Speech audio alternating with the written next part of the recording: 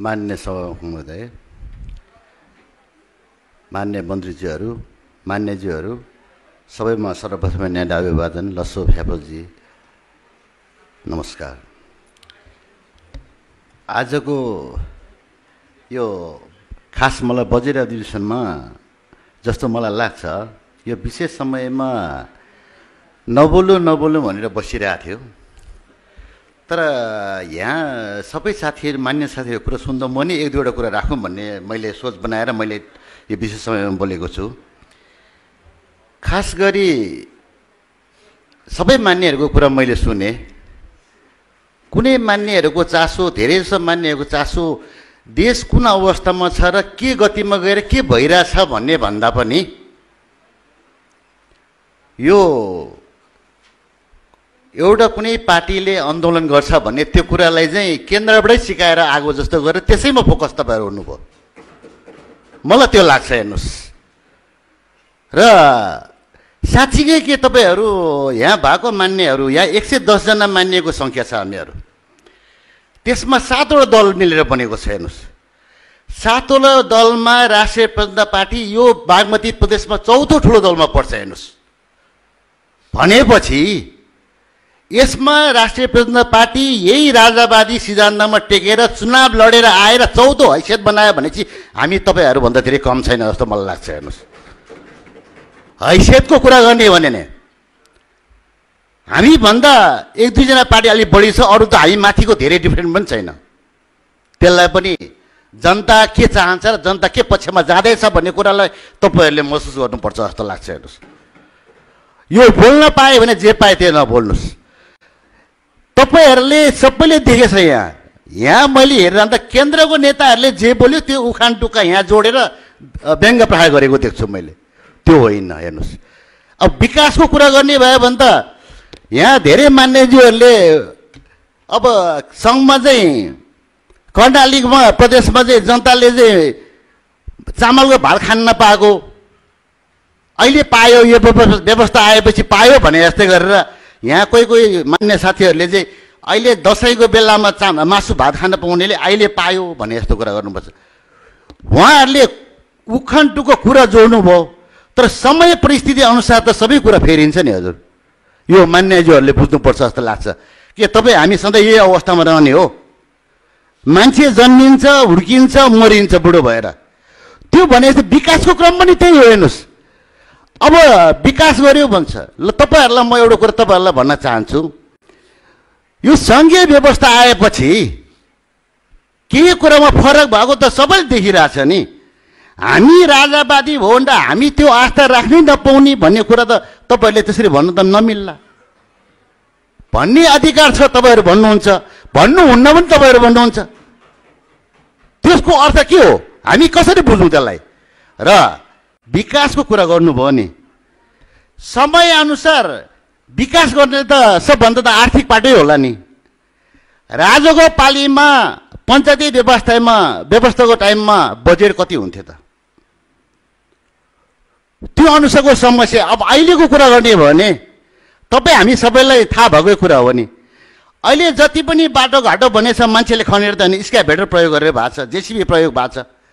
त्यो बेलामा हाम्रो छिमेकी राष्ट्र इन्डियासँग नि यो स्क्याभेटर र जेसिबीहरू थिएन जस्तो मलाई लाग्छ। यहाँ धेरै मान्यज्यूहरूलाई थाहा होला, थाहा छैन होला। यहाँ हाम्रो रसुवाको प्रभात मान्यज्यू हुनुहुन्छ। धुन्जेदेखि जुन बाटो तल त्यो भिड फोरेछ त्यो चाहिँ त्यो बेलामा स्क्याभेटर नेपालमा नभएको कारणले नेपाली सेनाले र ब्लास्टिङ गरेर त्यो बाटो निकालेको छ समयअनुसार। हजुर, के तपाईँ ल म रुबी भ्याली गणेश हिमालको फेदको मान्छे, मेरो ठाउँमा के परिवर्तन भएको छ त्यो समयअनुसार हुने कुरा हो नि त। तर यो कुनै अनौठो गरेको होइन, तर यो पनि मनन गर्नु पर्यो कि त्यो बेलाको अवस्था र अवस्थामा फरक के छ। अघि भने जस्तै आर्थिक पाटोको कुरा गर्दा त्यो बेलामा त नेपालको जुन नदी नाला वन जङ्गल त यो अरूसँग ऋण सापट लिँदा धेरै धितो त राखेको थिएन। अहिले बाँकी के छ त हाम्रो धितो राख्नुपर्ने? र देशको कति कति खराब ऋणमा छ भन्ने कुरा महसुस त गर्नुभयो। खालि भएको कुरा हो त्यो ऋण तिर्ने कसरी र कहाँबाट उत्पादन हुन्छ भन्ने कुरामा कसले ध्यान दिएछ त? त्यतातिर ध्यान त गएको छैन। ऋण त तिर्नुपर्ने होला नि एक दिन त। यो ऋणले लिँदै जाने एक दिन त अन्त फेरि नेपाल कसको हातमा जान्छ त? के हुन्छ त? त्यतातिर चाहिँ कुरै ननिकाल्ने। ऋण बोक्यो, ऋण खायो, पच्यो भन्दै पचाउन पाउँछ। त्यो पचाउन पाउँछ जस्तो लाग्छ। प्रति व्यक्ति अहिले कति टाउकोमा कति ऋण लाग्छ अहिले यो नेपाली जनताको? त्योतिर त कसैको ध्यान दिएन। हामीले यो गर्यो त्यो गर्यो भन्छ। हामी राजावादी हो, तर राजावादीलाई तपाईँको यो हामी त त्यही भनेर त चुनाव लडेर आएर यो सदनमा छिर्न आएको छु त।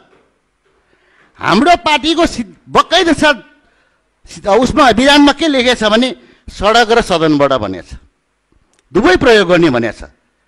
सडक पनि आन्दोलन गर्छु, सदन पनि तपाईँहरूको कुराको जवाब दिन्छु र यो कुरा हामी जनतालाई पुर्याउँछौँ।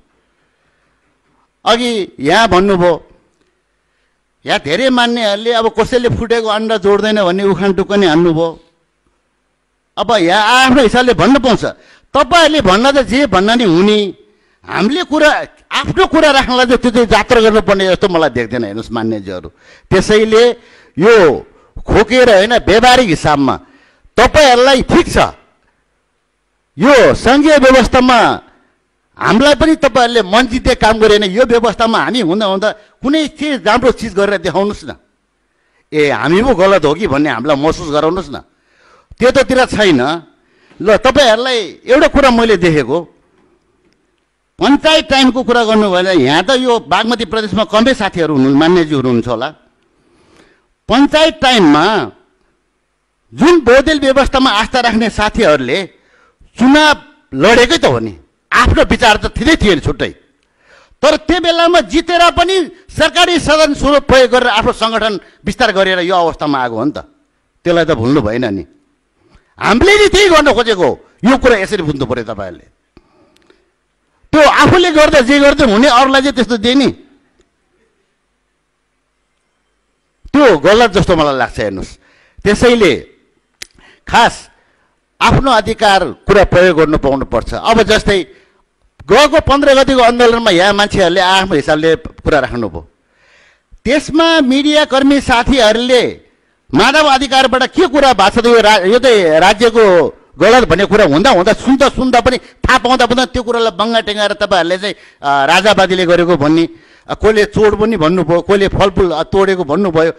त्यसमा मिडिया पनि तपाईँ हेर्नुभयो होला नि सबैले। अहिले त पहिला जस्तो छैन नि, कसले गराएको र कसले लिएको कसले गरेको भन्ने कुरा त प्रश्न देखिरहेको छ त। अनि लाज पचाएर बुझ पचाएर यो कुरा राख्ने यो सदनमा, त्यो कुरा गर्न सुहाउँछ? तपाईँ हाम्रो सदनमा यही कुरा गर्न लागेको यहाँ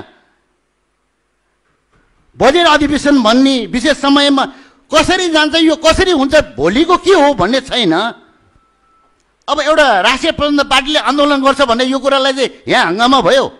सरकारमा हुने मान्छेले शक्ति प्रदर्शन गर्दा हामी चुप्लाएर बसेको थियो। हेर्नुहोस्, सरकार जो डाडो पनि सबै लिएछ, सबै चिज आफ्नो हातमा भएको मान्छेले शक्ति प्रदर्शन भन्ने, हामी प्रतिपक्षमा बसेर आन्दोलन गर्छु भन्दा नपाउने। त्यसैले यो कुरामा ध्यान दिनुपर्छ जस्तो लाग्छ।